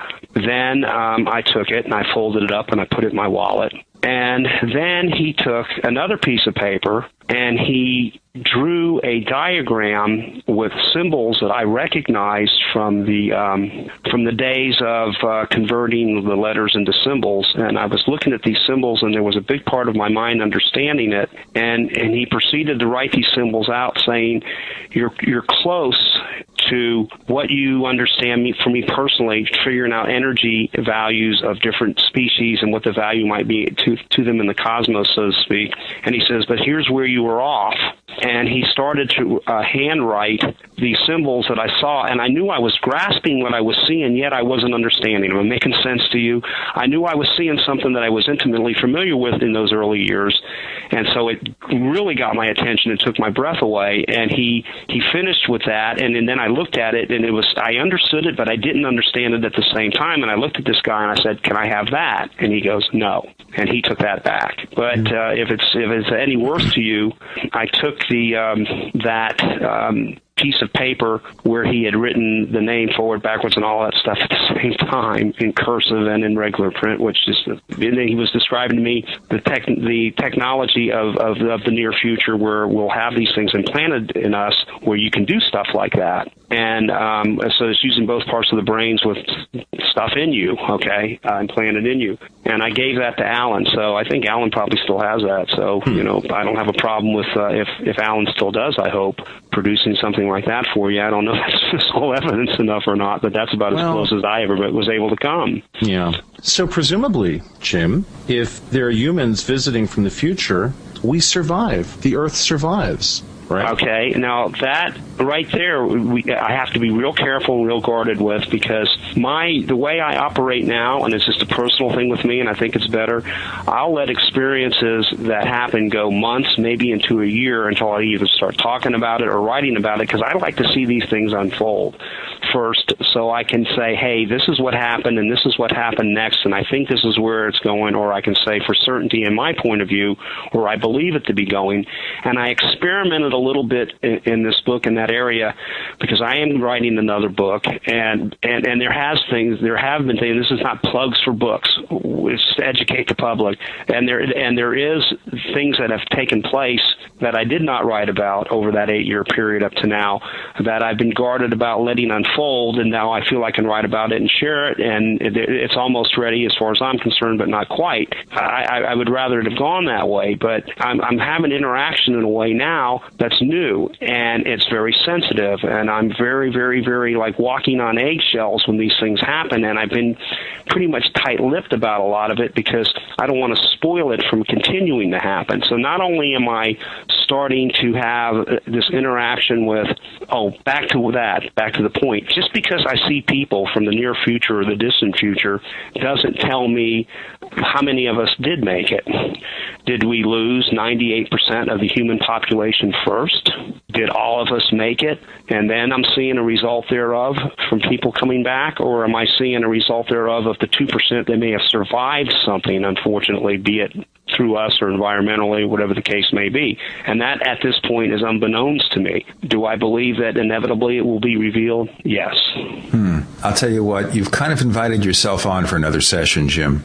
Okay. But I want to tell you, we appreciate very much that you're spending a few extra minutes with us, and I know that the people who are with you are dragging you away as we speak. I want to thank you again, Jim Sparks, author of The Keepers, for joining us on this episode of the Paracast. I want to say it was wonderful being here. You stimulated my thinking. And, I'm taking the approach with you guys because you're unusual in this way, which is extremely positive, is I hope to be on a road of discovery together here. And by God, if the things that I share with you and the way you're asking questions and the way you're probing right to the heart of things, if it can help put more things together for myself and the public and yourselves, I'm all for it, fellas.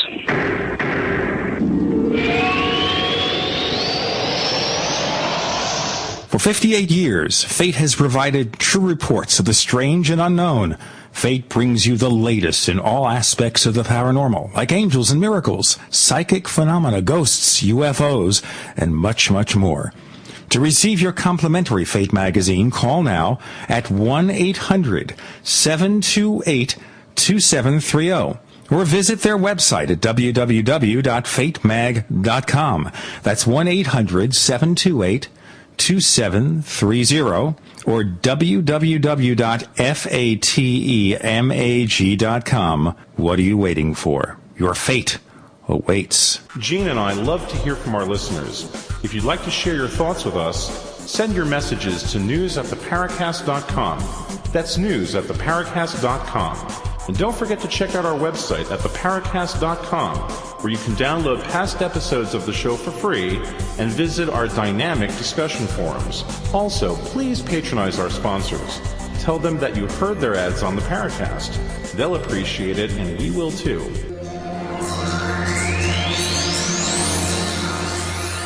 You're in the Paracast with Gene Steinberg and David Biedney. You never know what's going to happen next. Well, that was an interesting interview, Gene. I'm not sure that we got answers to all of the questions. There were some interesting pauses on Mr. Sparks' part that sort of made me a little cautious, as if there was an attempt to formulate an answer where maybe there wasn't one. Jim seems like a very nice man. And, okay, that's true with a lot of the contactees. So yeah, absolutely. Typical. Absolutely. They seem sincere, they seem pleasant, friendly, personable, whatever. Right. This story is too neat and too clean.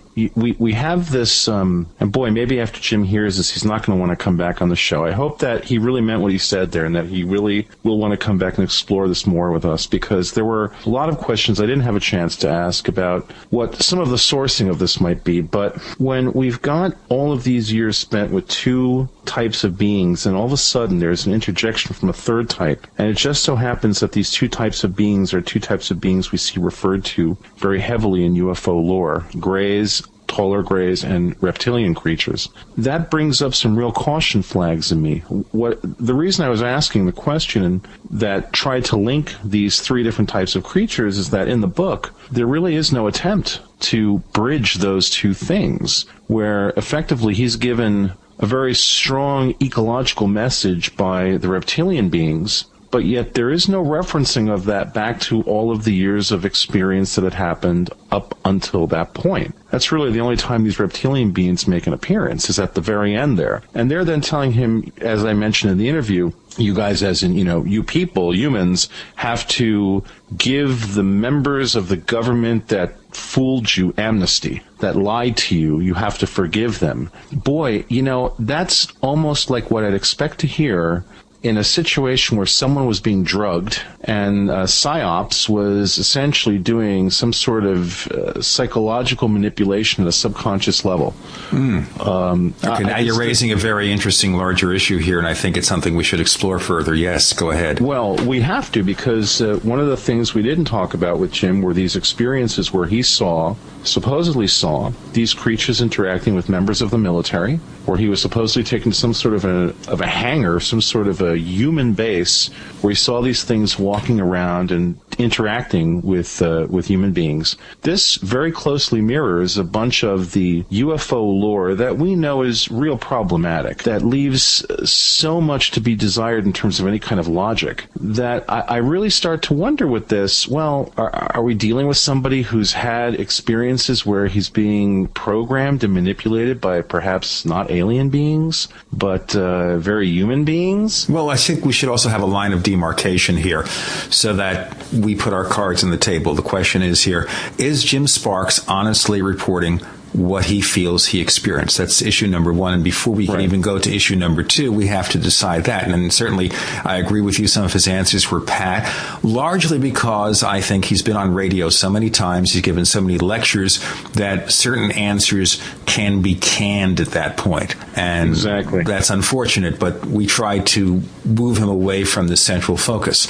Obviously, without any external investigation, all we could say is, yes, he sounds sincere. He sounds friendly. We don't know that this book has been number one on the best-selling list, so we'll assume that he's written that with sincerity. If we take that at face value, and that could be another question we could explore the next time he comes on, then we have to wonder, okay, what is causing this? And is it some kind of government interaction, disinformation, an experiment, whatever? And I think you want to continue on that one. I think it's really important. I thought it was interesting how Jim thanked us for our probing questions. Of course, that would be in stark contrast to the hours of interviews I personally listened to with him and Art Bell, where Art Bell basically didn't ask him any relevant questions, basically was just a cheering squad. That's not real useful for any type of real analysis of this gentleman's book and claims. One has to look for logic here. And, I accept that in the realm of dealing with these topics, that often linear logic doesn't necessarily provide all of the mechanisms one needs to uncover some morsel of truth. At the same time, I thought it was very relevant to ask the question, for example, of why didn't he bring back this material, the tars and the junk that were supposedly taken out of his lungs? The answer of, well, the stuff disappeared the minute I came back. But why would that disappear if his own body doesn't disappear? Because we're not dealing with alien substances here. We're dealing with Jim Sparks' own substances. So if an alien substance brought over here disappears because of whatever interaction with our environment, that wouldn't apply to the stuff that's taken out of his body. Well, if you notice, there wasn't a direct answer to the question, did you bring this stuff back? Presumably the answer is no. Presumably the answer is that he left the stuff there. I have a real problem with that. If what you just said is true, if it was stuff taken out of him, then it would not have been imbued with this ability to vanish when brought back to this reality. So we have that problem. But this idea of stuff just vanishing, it's just too clean. It doesn't make sense to me. It doesn't make sense on any level. And it makes me wonder about these stories. And again, I'm sure Jim's going to listen to this after fact and say, well, I'm not going back on there. These guys are out to get me. I think what's important in even talking about this as a wrap-up is that on the Paracast, as we've been doing for the last year, we are trying to ask the difficult questions. We're trying to get to the bottom of things. This is a very difficult thing to do because what we have is essentially testimony. We have another situation here where we have testimony. We don't have any physical evidence whatsoever. And to me, the big problem is that we have a mixing of mythologies. We have the two types of gray beings. We have the reptilian beings. Somehow he's drawing a connection between them. It was a very tenuous connection. But then we have time travelers, humans from the future. But then we mix that with aliens time traveling, and it's almost like what we're hearing is collection of mythologies sort of mixed together. It's a mythology smorgasbord. Well, it's a mythos salad, and something doesn't taste right with it to me. There are such problems trying to connect these things, and what I found, and as I just said a moment ago, I've listened to hours of the Coast to Coast interviews, and essentially it's a rehashing of the stuff that's in the book. Interestingly enough, our interview got details from him that are not in the book, that were not in the Coast to Coast interviews. This idea of stuff basically dematerializing. I don't know, man. I mean, Jim, you'll have to forgive me for this. I don't buy it. I cannot look at that and listen to that and say, okay, yeah, that's what happened. No, it's just too convenient. And, it's like when you look at any kind of a story, you always look for internal logic. Okay, when you write a screenplay or a script or a short story or a novel, there always has to be some type of internal logic that guides actions and reactions. If I look at this book from that point of view, if I look at Jim's stories from that point of view, looking for an internal logic, I find none. Okay, it sounds like a series of encounters, and maybe he's trying to spin it all together as a unified whole. But then, since so many things seem to happen when he was possibly in another state of consciousness, that's where I begin to wonder about too.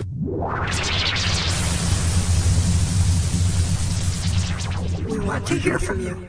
If you have a comment or question about the Paracast, send it to news@theparacast.com. That's news@theparacast.com. And don't forget to visit our forums where you can talk to fellow listeners and Gene and Data. Just go to theparacast.com and click on the forum links. That's the forum links at theparacast.com.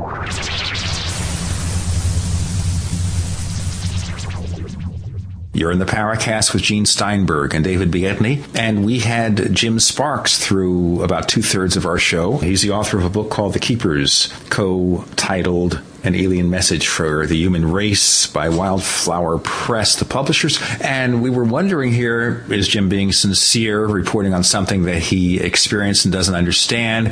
Is he making it all up? What's going on? Or is somebody making it up and trying to convince Jim Sparks there's something real to it?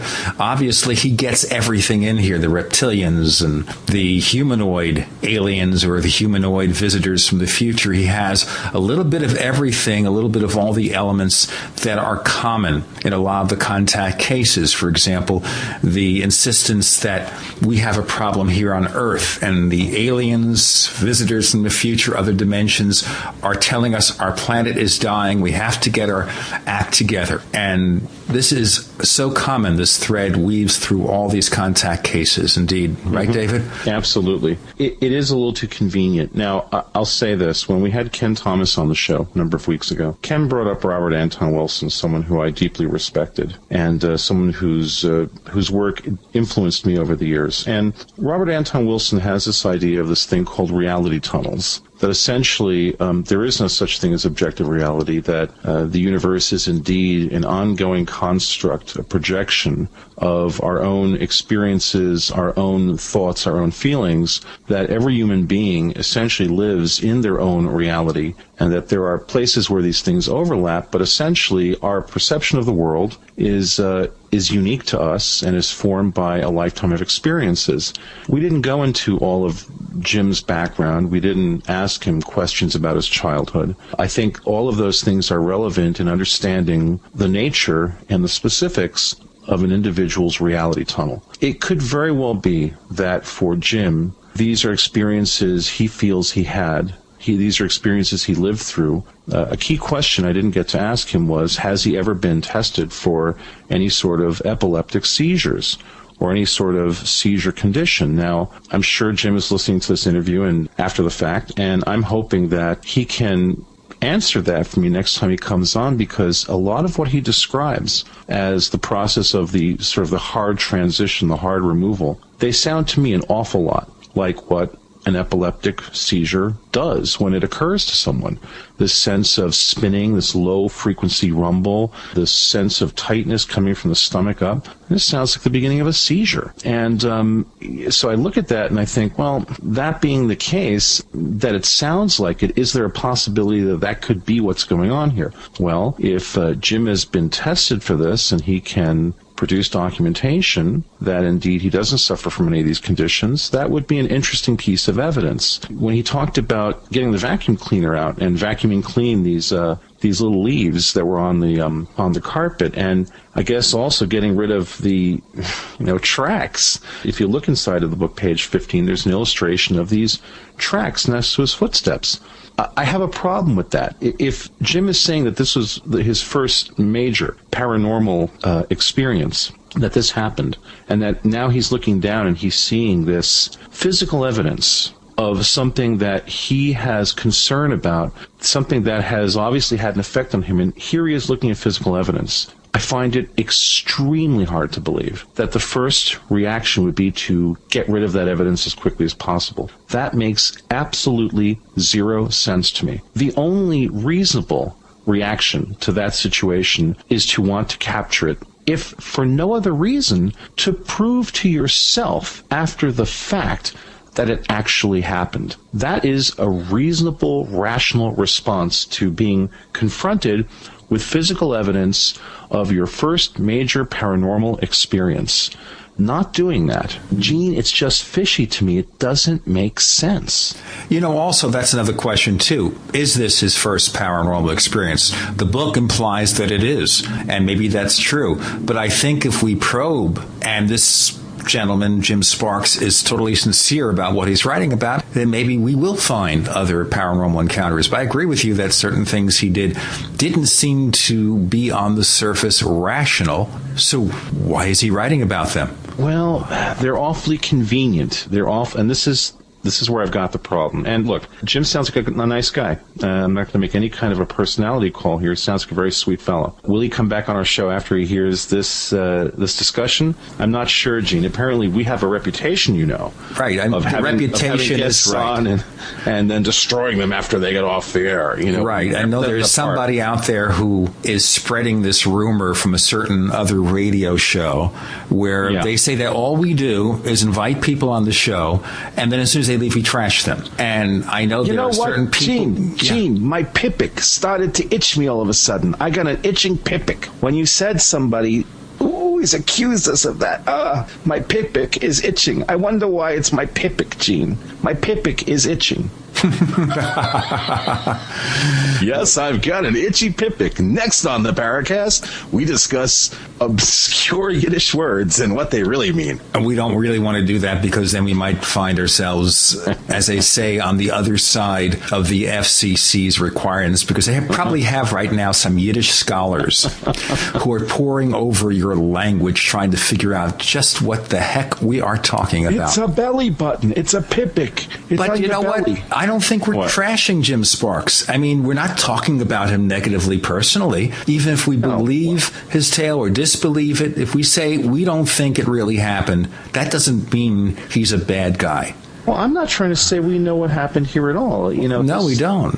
We really don't know what happened. What we're trying to do is figure out what it's not. That's what we do here. Well, let's look at the other point. Let's just say, for the sake of argument, that Jim Sparks is reporting something as he remembers it, as accurately as he can. Okay? And we understand because you repeat a story over and over again through the years, sometimes things get changed unconsciously. Sure. The question being here, is he, like other abductees or contactees, part of some kind of experiment? And is that experiment on the part of alien or otherworldly creatures or on the part of our own government? And in saying that, could someone have drugged him and fed him all this stuff? This is where things get really interesting, and something I've been thinking about a lot lately. It's, of course, the core topic of when we talk about UFOs, the underlying problem in that if our government knows a bunch of stuff, why exactly is it keeping it secret?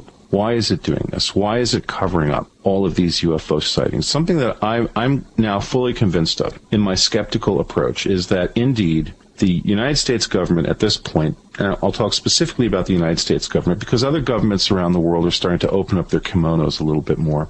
But the United States government has had a long time policy of covering up, distorting, and lying any issue regarding the facts of UFOs. Now, one has to question, why is that? And we hear a common explanation being the importance of maintaining a certain level of control over the population, the crucial aspect of making people feel secure. That if the government admitted that there had been a number of interactions between, let's say, Air Force pilots and UFOs, where they admitted that there had been interactions between UFOs and, let's say, nuclear missiles, and we've heard some really interesting stories along those lines from fairly credible sources, then there's this idea that they have to deny the reality of these things because people, if they knew what was really going on with these things in terms of how they penetrate our airspace, how they have tampered with things like nuclear warheads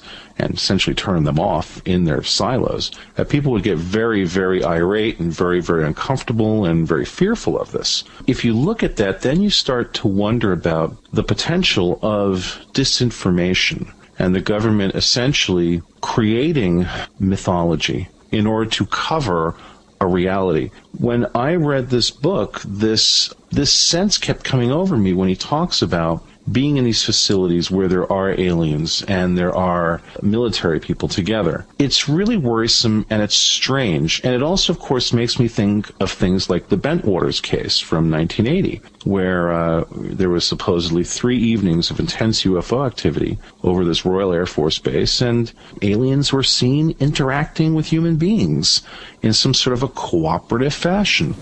What's going on there? Before we answer that question, and the question of the ages,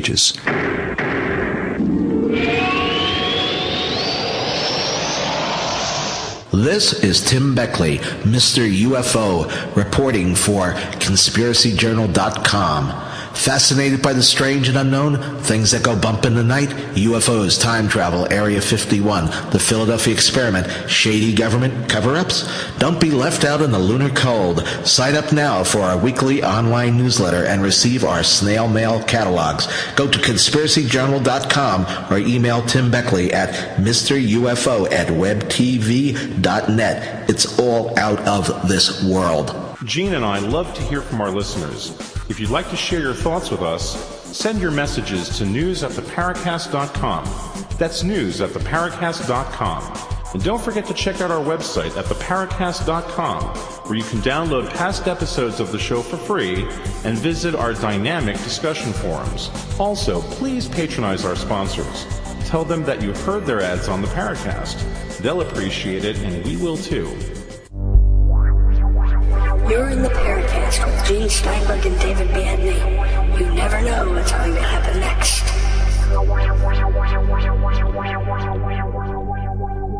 We're in the Paracast with Gene Steinberg and David Biedney, and we have about 10-11 minutes left for our show. During the first 2/3 of the program, we talked to Jim Sparks, an abductee/contactee, author of The Keepers, subtitled An Alien Message for the Human Race.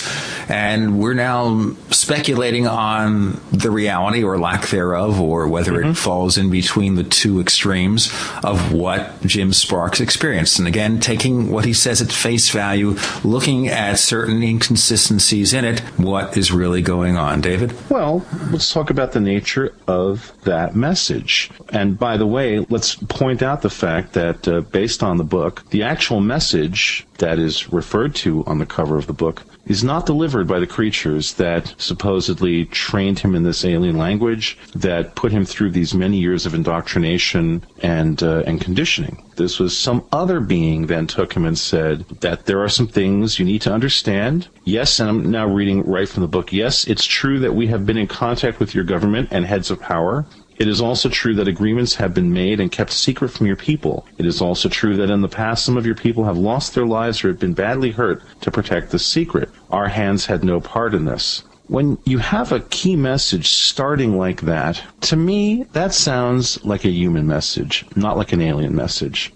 I have to tell you, I read that and I think to myself, would this be what they'd be telling him? And then basically what then they segue from that into, you have to forgive your leaders. You know, they don't... They don't know what they do. They're just poor, stupid schlubs, yes. Then it gets even more interesting. Here's another direct quote. We respect the fact that this is your planet, not ours. They also broke this agreement. Now, earlier in the book, when Jim confronts these gray beings, supposedly, he is told, hey, you belong to us. You are ours. He's told this. These are statements that completely conflict with one another. This is where the internal logic completely falls apart. You have beings telling him, you've got to save the planet, it's your planet, it's not ours, but then you have these other creatures, presumably based on what Jim said, that work for the reptilians, saying to him, you're ours. Those are two completely conflicting messages. That's the kind of faulty logic that really harms the credibility of the overall story. And, you know, Gene, something we see a lot in the paranormal realm and the UFO realm are stories where any one isolated element of the story can be compelling, but when one steps back and looks for overall logic, this is where things really start to fall apart. And another story that comes to mind that had that problem was the Serpo stuff,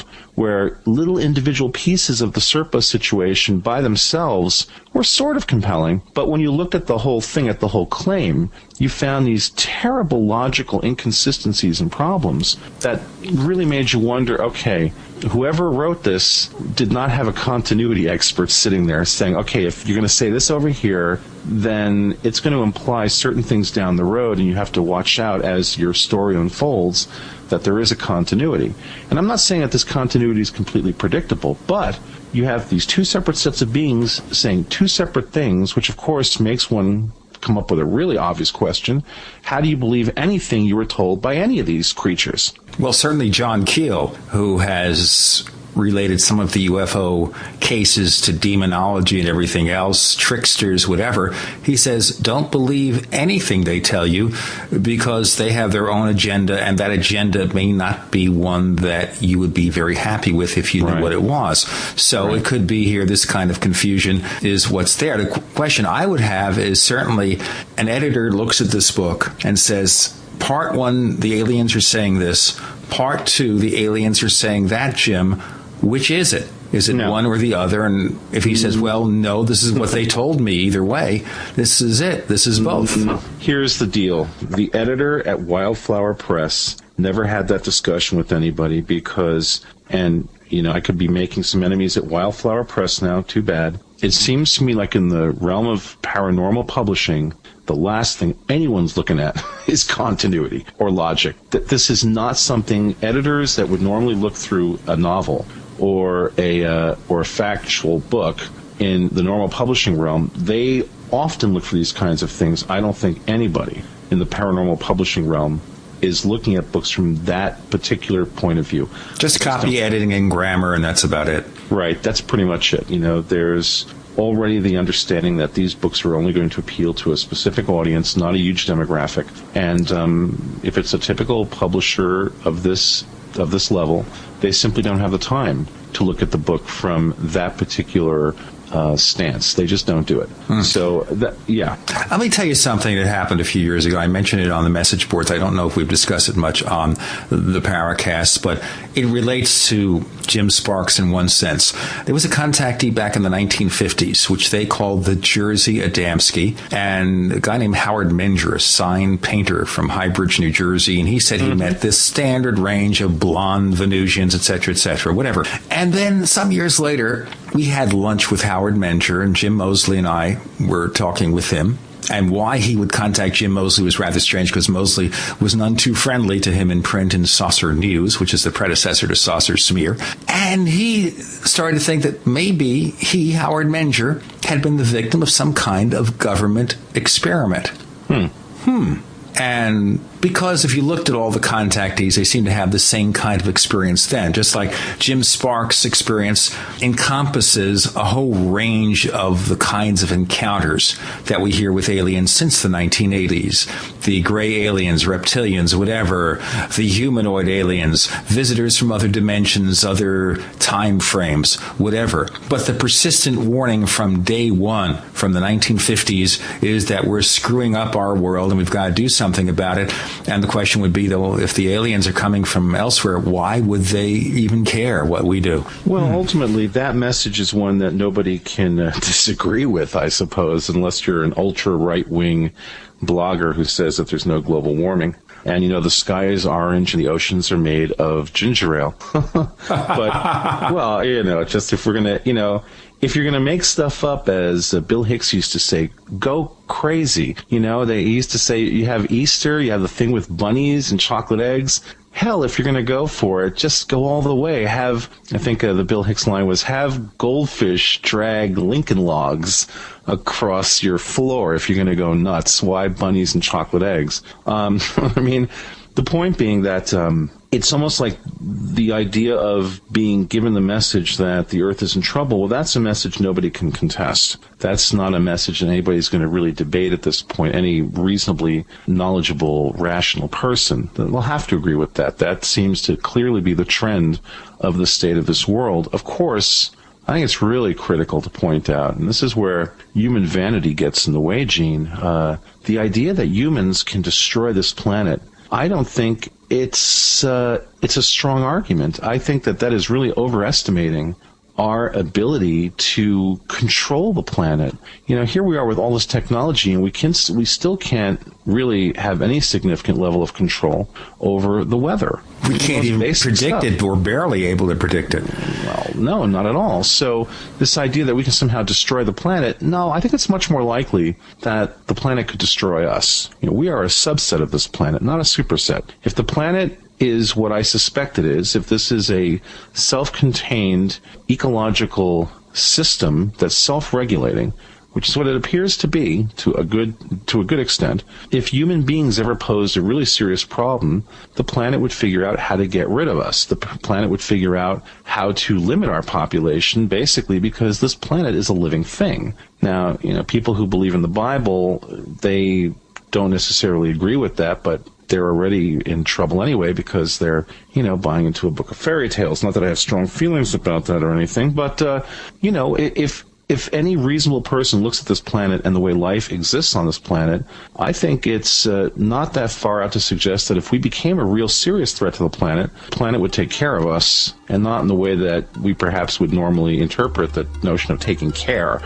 It would simply get rid of us. Even if we were to really screw stuff up here, well, it's most likely we'd essentially create a very inhospitable environment for humans. We'd be gone, and then the planet would bounce back. Hey, before the clock bounces back and hits us on both our heads, we're out of time, ladies and gentlemen, on this episode of the Paracast. Next week, we'll be talking to Ann Druffel about a lot of very significant issues, and we also hope to hear again in the very near future from Jim Sparks, author of The Keepers. Maybe he'll answer some of the tough questions we didn't have time to pursue this time. So we'll be back next week on the Paracast. The Paracast with Gene Steinberg and David Biedney is a production of Making the Impossible Incorporated. Join us next week for a new adventure in the Paracast.